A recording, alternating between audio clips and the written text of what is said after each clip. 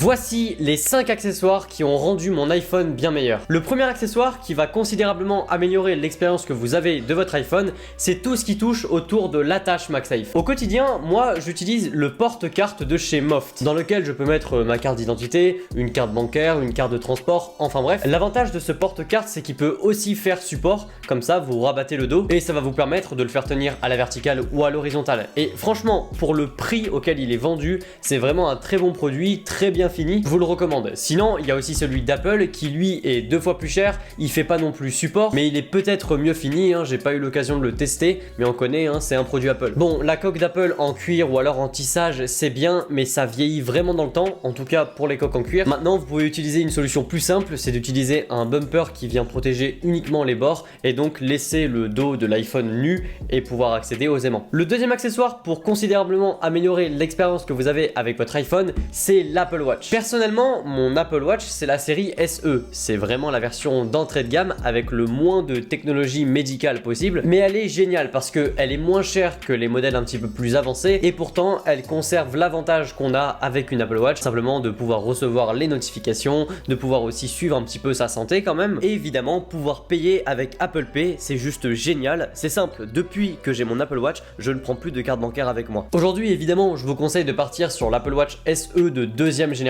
qui est plus puissante notamment. C'est juste dommage qu'on n'ait pas l'écran toujours allumé comme les modèles un petit peu plus haut de gamme, mais bon, ça fait partie des concessions. Un truc que beaucoup d'entre vous sûrement négligent, les chargeurs. Là, moi j'ai celui de Ugreen à vous présenter, évidemment, il n'y a pas de partenariat dans cette vidéo. C'est un chargeur de 65 watts, regardez-moi cette taille toute petite avec 3 ports, 2 USB-C et 1 USB-A. Et vraiment le plus gros avantage, eh bien, c'est son poids, sa taille pour la puissance qu'il propose. Je peux clairement recharger mon MacBook Pro de 14 pouces juste avec ça dans mon sac. Je sais que là ils ont sorti une nouvelle gamme Nexode avec des chargeurs encore plus petits, encore plus fins que ça, et pour autant le prix n'est pas non plus exorbitant contrairement aux chargeurs d'Apple qui sont vraiment pas recommandables. Bon, vous vous en doutez, je pouvais pas passer à côté du meilleur produit, le meilleur accessoire pour votre iPhone, les AirPods. Moi, j'ai les AirPods 3. C'est un produit génial. Alors oui, il n'a pas la réduction de bruit et le son qu'on peut retrouver sur les AirPods Pro de deuxième génération. Retenez simplement que les AirPods 3, c'est simplement la musique dans vos oreilles. Vous avez besoin de vous préoccuper de rien. Et en plus, il va parfaitement avec le produit que je vais vous parler en fin de vidéo. Mais clairement, c'est magique et prenez vraiment la version avec le boîtier MagSafe.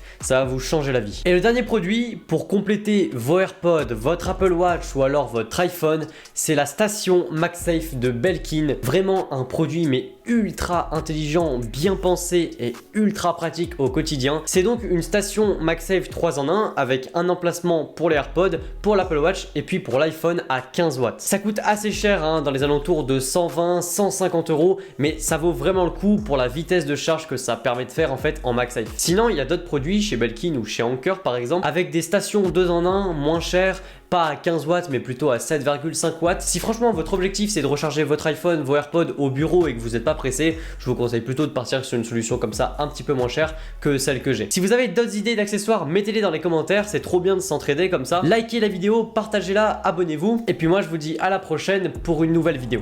Allez, salut!